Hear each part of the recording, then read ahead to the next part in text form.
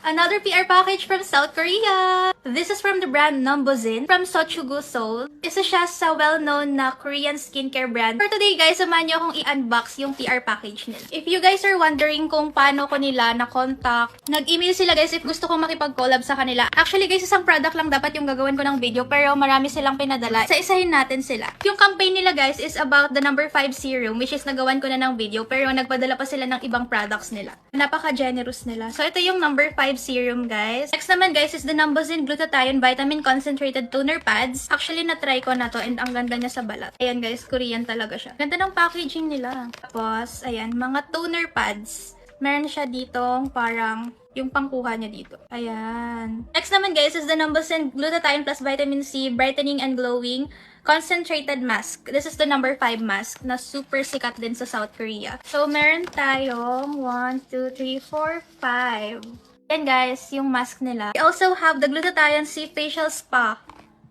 Cleanser. Ayan, may mga ano dyan, instructions. Pang spa.